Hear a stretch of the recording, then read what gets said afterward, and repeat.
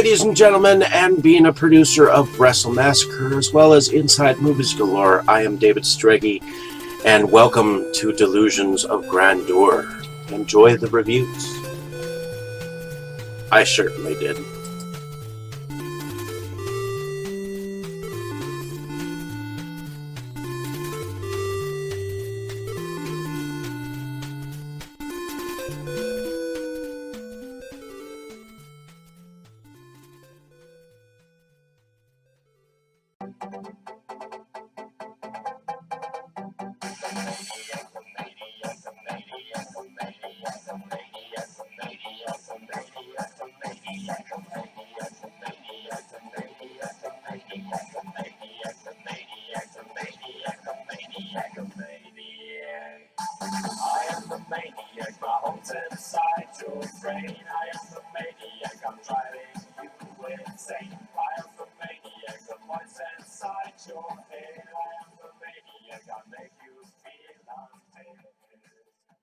It's all part and parcel of the whole genie gig. Phenomenal cosmic powers! So, hello, ladies and gentlemen.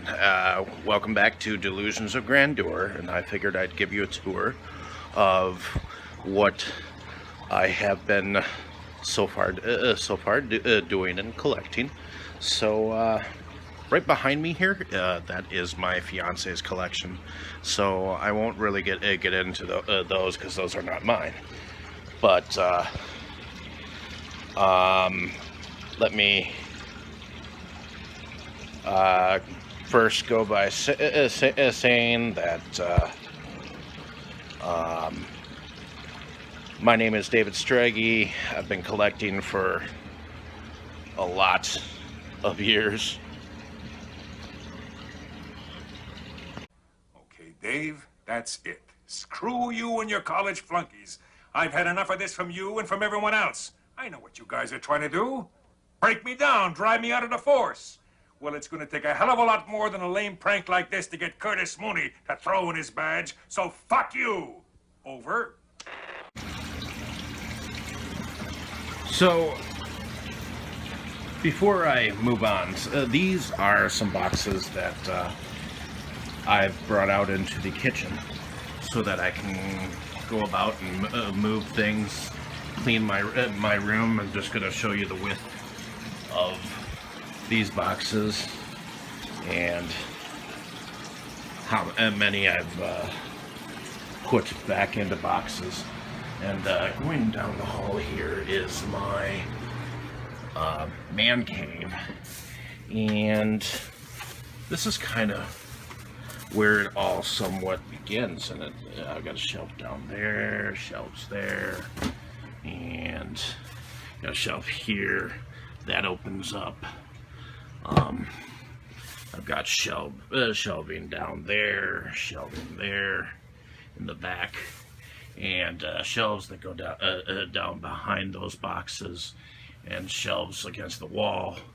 Those are my TV series and box sets. Right there, those are miscellaneous movies up there, and I've also got movies up there and stacked, not really in any particular order. Originally I had them, they're my underground collective stuff. This goes down there, and some boxes there, some movies here, and yeah. So I'm just showing you kind of what's around. And yeah, there are some spaces on those cells, but that's because I've taken some stuff out. So yeah, there we go. Get me buzz cut! Okay, boys, I'm gonna make this easy. On the count of one, unzip your pants. And one, unzip your pants. On the count of two, take out your penises. Two's my favorite. And two. On the count of three, start leaking. Three, let's go. Leak, leak, leak, leak, leak.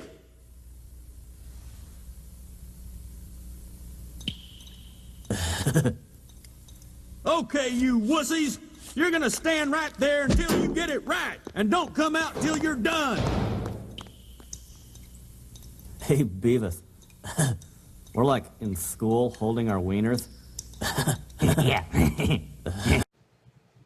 Okay, now that we got that virtual tour out of the way, once again, my name is David Streggy, and I have some more movies to show you from my collection. But first, before I go into talking about some of the recent films that I've picked up, I'm going to do an opening of something that came in the mail just recently. So this I actually bought on eBay, and it's from Dark World Entertainment, which has something to do with SGL Entertainment. So give me 1 second here while I open this up. It'll probably take me just 1 second here. And there's the ripped open package. I guess it came in some bubble wrap.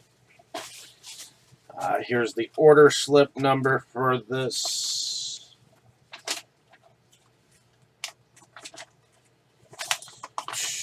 Let me just open this up. Yep. And of course, came with a business card.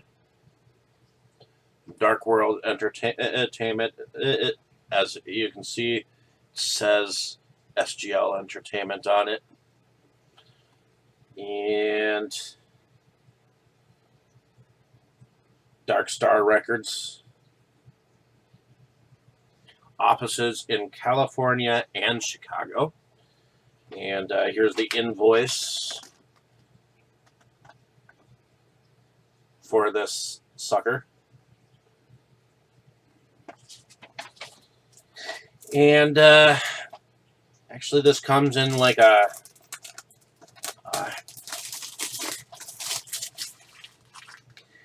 I saw this on their site, and I wanted it. And evidently, it was a official selection of Worldcon 75 in 2017. It's a black and white film, and says it's a 2019 copyright, so it's a 2-disc edition, and it's called The Noctambulist. And let me read this. After her mother's death, Zella, played by Laura Peel, descends into a world of madness. Is she merely dealing with her mother's passing in extreme measures, or perhaps her husband?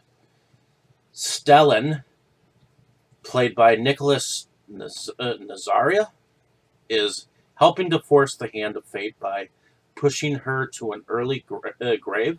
Hopefully, Zella will find the answers she is seeking in a series of bizarre nightmares. So, I wanted to check this out.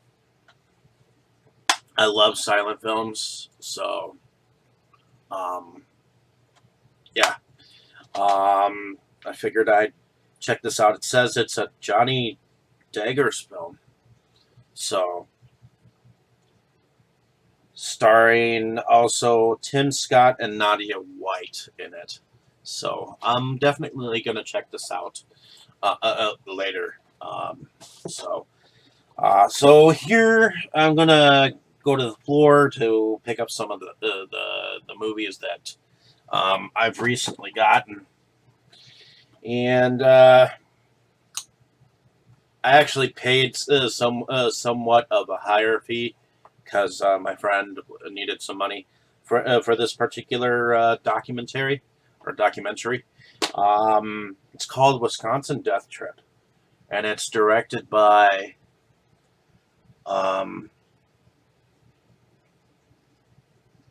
Michael Lest, or adapted from a book, but it's written and directed by James Marsh.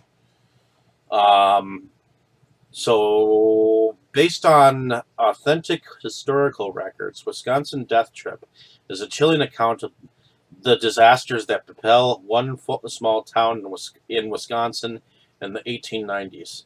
Black River Falls seems gripped by a peculiar madness, and its weekly newspaper is full of bizarre stories of violent death and wildly eccentric behavior.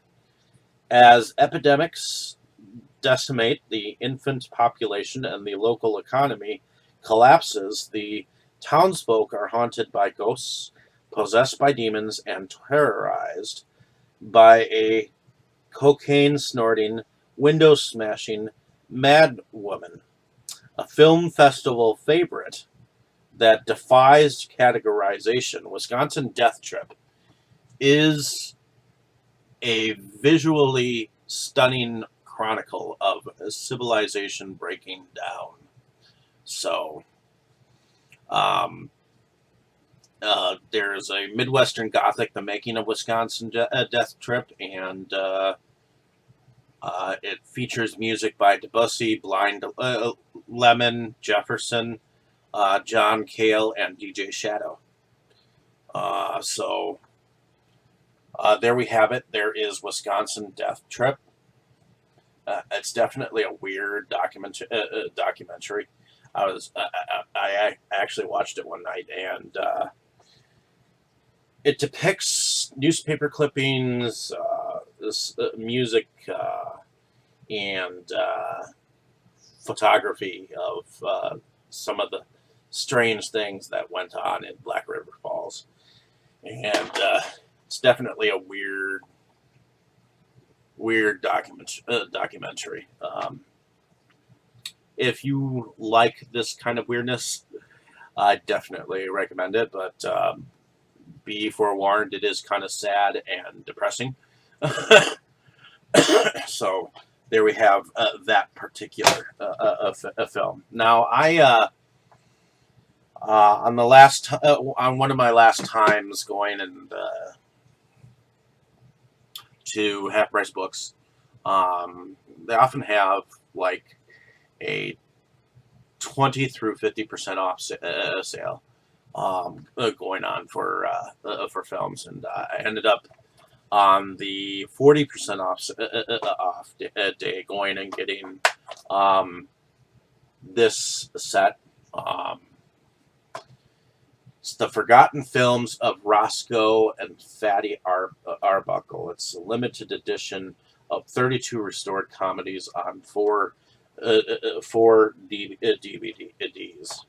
And I just wanted to go into this booklet here that I have. And on disc 1,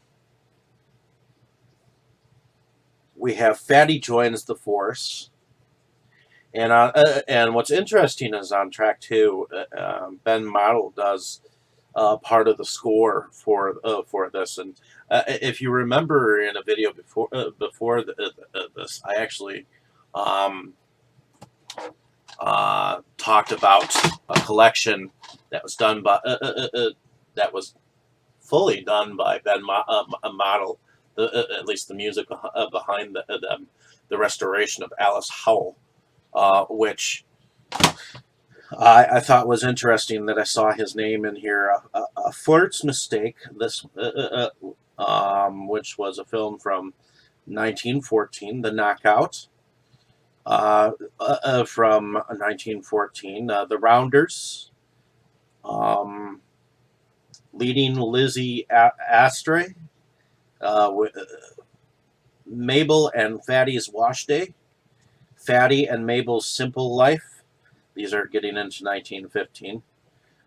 Fatty and Mabel at the San Diego Exposition, and Fatty's New Role, and bonus is a slideshow of original Arbuckle artwork from ILM animator Tom Bertino. So on disc 2 of this collection, it's got Mabel and Fatty's Married Life, Fatty's Reckless Fling, Fatty's Chance Acquaintance, That Little Band of Gold, Fatty's Faithful Fido, When Love Took Wings, Wished on Mabel, Mabel's Willful Way, and Fatty's Plucky Pup. These were all filmed in 1915, from February to about June of 1915. So, starting in July, we have Fatty's Tin Type Tangle. He did and he didn't, which was in 1916. Another He Did and He Didn't from 1916. Evidently, there were full tints and night tints, which I'm not sure what the difference is between those two as of yet, but I'm sure I'll figure it out. The Waiter's Ball, and Coney Island from 1917. Love, which was a lost film originally. That was filmed in 1919. Disc 4 has Leap Year from 1921 to 1922, because this, I believe, has the U.S. release and the European release of Leap Year. Character Studies, which was recently discovered. It was filmed in the 1920s. And then, of course, there were a few directed specifically by Fatty Arbuckle. Curses, the movies, My Stars, Fool's Luck, Bridge Wives, and there's a music video by Robert Arkus done in 2005 called The Arbuckle Buckle Shuffle, which is on one of the discs, and I just wanted to show you that this is all from the table of contents. And this is actually a fascinating book. It tells a history of many of the different things with Fatty Arbuckle or whatnot. So I thought picking this up wasn't too bad for roughly around $15 once it came down to it. Yeah. Let's see what else is down here.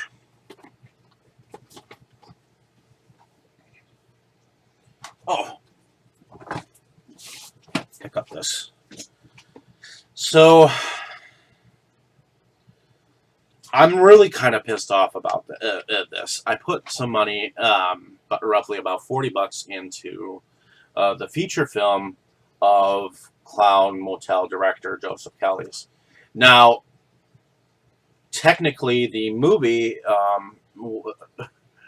when you put money into Kickstarters or Indiegogo films, you kind of want to get the film like way before it comes out in the stores, and he's taking his god-awful time getting it ready and getting it out to us. It's already been out in stores for several weeks now. And I had to go and pick up a copy because the director hasn't sent out the Kickstarter ones yet. And I'm like, dude, part of the fun of, putting money into this shit is getting the shit out, getting the shit ahead of time before the public is able to, enjoy it. That's part of the perks of putting money into these things. That's what this director doesn't get. I mean, I understand that studios are putting pressure on these directors to not put these out way ahead of time. But do you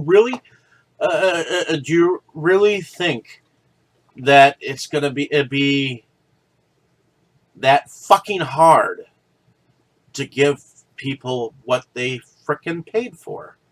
I mean, come on. And I also ended up putting some money into Todd Sheets Clownado, and this is signed. And at first, when he sent it to me, it didn't work, so I had to ask for another copy. And this one, indeed, it did work. And it came with some posters and whatnot, which I'll eventually show. But it also came with this cool soundtrack, which is actually printed. So yeah, the soundtrack is by Toshiyuki Hiraoka, and he's well known in the horror business. I think he did some music for Wrestle Massacre as well. I think. Yeah. There we have it, Clownado. Now, I watched both of these. I was more impressed with Clownado, because Clown Motel is going to have a sequel out there, eventually. I don't want to say what exactly how I felt about that particular film, but I do feel like the pacing was slower than anticipated, and I think the process of it coming out was slower for them. ITN distributed for them, which is fine. My thing is that I'm just pissed that I don't have the Kickstarter 2-disc the thing by now, and I've already had it for a couple of weeks now from the store. I mean, this is fucking ridiculous. I'm gonna say it over and over, and I mean, I'm upset. I really am. I say fuck you to the studios. Fuck you, man. I mean, you shouldn't cow these directors into not giving us the products that we help fund the films. We help fund the film to get it to you. You wouldn't have it without us. I mean, that's how pissed off I am. I also picked up the new Hellboy. The graphics in this was phenomenal, but I'm not sure how I feel about this particular rendition of it. I mean, we weren't really necessarily asking for this. We were waiting for Hellboy 3 from Guillermo del Toro, but that didn't get the green light. That's another thing.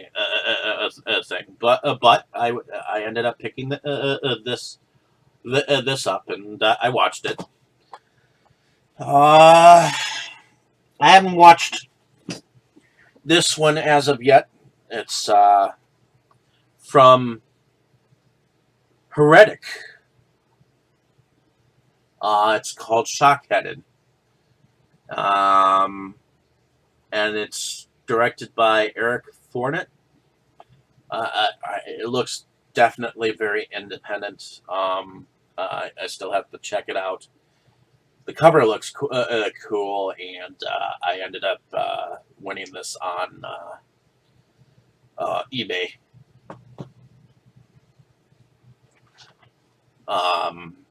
Lycan, which I had actually bought from Brad Twigg.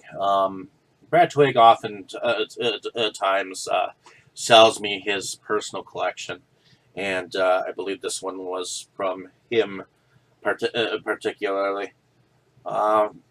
And I actually didn't mind this as a werewolf story because it was more or less a young woman who reminded me of like Selma Hayek. And it kind of had an interesting story, and I liked the metal things that made her into the wolf-like creature, the feeling of being a wolf. where she's got these claws that she just holds onto, and they kind of remind me of like X-Men claws, adamantium claws or something like that, and a decent slasher. Definitely some gore in there. So, American Nightmares, put together by the same people who put out Tales from the Hood and Tales from the Hood 2, a collection of like 8 short films that were horror hosted by none other than Danny Trejo.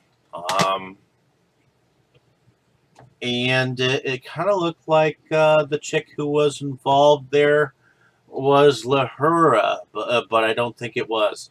It is, I think, they're the woman who played the Oracle in the Matrix was sitting there blind beside him, kind of. So, I liked some of the stories that were involved with this particular anthology. I won't say anything more about that particular one, but I had somewhat recently picked that one up not too long ago, and I finally got to watch it. Another one, Alita Battle Angel, which is actually based off of a manga. And I was actually watching the animation of this, which is actually done in 2 parts. And it kind of goes similar to the story, except this one goes faster. And I actually really enjoyed this. It has kind of a sci-fi divergent, a cybernetic kind of a feel, and I'd like to see where that story can be taken, and I would at least like to see a second part to it, or at least a trilogy stemming from it. Now, this one, the cover is kind of fucked up because I actually went to State Fair, and State Fair actually has a used DVD store, and right across the way it has a bootleg store, a professional bootleg store, and they had a copy of the movie Glass, which was M. Night Shyamalan's last film. It was the 3rd film in a trilogy to Unbreakable and what was the other one? Split. Were before this, and Samuel L. Jackson plays in it, and so does Bruce Willis, and it's kind of they had it. They had separated the Blu-ray from the DVD, and for some godforsaken reason, I hate when they split the fucking DVD from the Blu-ray, because that is sacrilege. When a combo is sold together, it should stay together, and that's how I feel. It's fucked up that people just sell the Blu-ray, and people buy into that shit,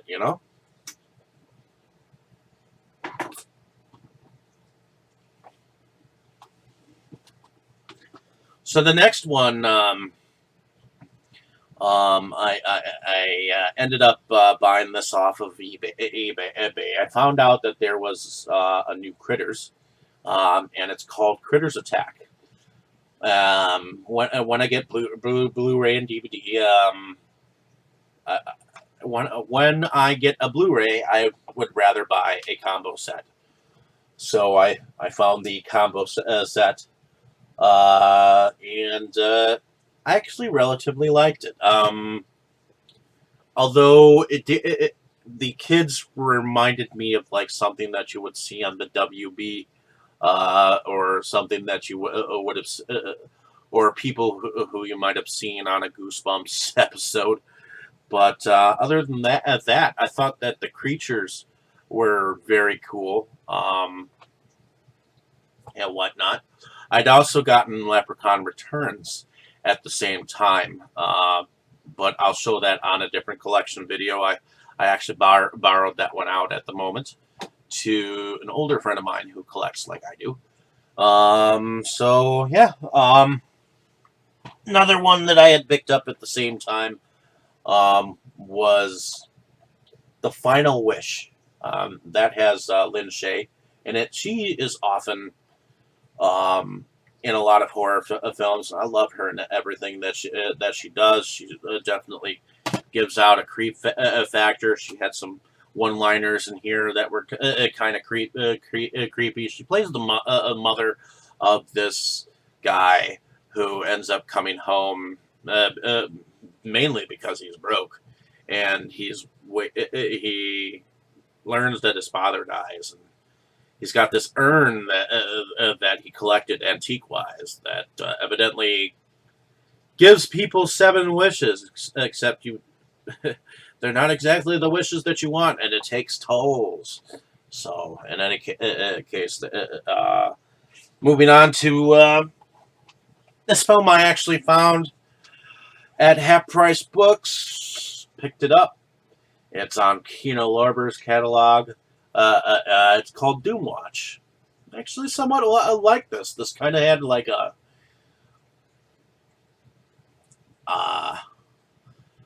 anytime you think about the 1950s or 40s or whatnot, or in the 70s, there are a lot of films that had to do with toxic waste, and there was a dumping ground evidently near this village that was causing people to die and people to transform into creatures that kind of looked like they were Neanderthals again.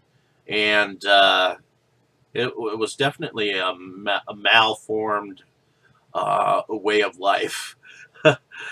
Kind of had a little bit, a bit of a Dagon kind of a feel. But it was decent. I mean, it had British actors, and it was called Doomwatch. And for some reason, whenever it has either a village or a town that just does not want you there, it's definitely got my attention. Shazam. I knew that I would love this film from the get-go. This one is actually from the DC universe. And I think this one actually kind of is keeping DC afloat. It's called Shazam. It's about a boy who ends up becoming this prophecy of of goodness, and it turns out that his foster family of brothers and sisters ends up being part of the superhero-ness that makes him the superhero that he is. And it's kind of about family, kind of about doing things together, and about finding love, and making sure that evil is snuffed out. And so, yeah.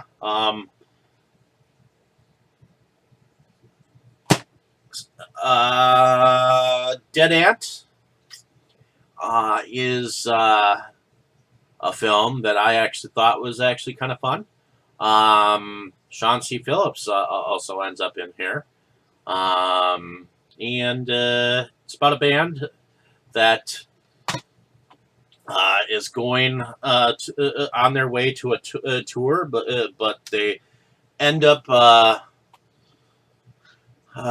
getting some drugs that they're warned not to kill anything on the land, and they end up doing so, and the ants come after them and get larger and larger, and there are basically no survivors. So my kind of movie, and it was Again, that film was called Dead Ant. I wouldn't mind watching this again. It was a fun afternoon for a fun time. Well, other than that, thank you, ladies and gentlemen, for listening. Have a great day, evening, or morning, wherever you are. Appreciate your time spent here. And I'll definitely have some more cool stuff to show you down the road. Thank you so much. You were good, kid, real good. But as long as I'm around, you'll always be second best, see?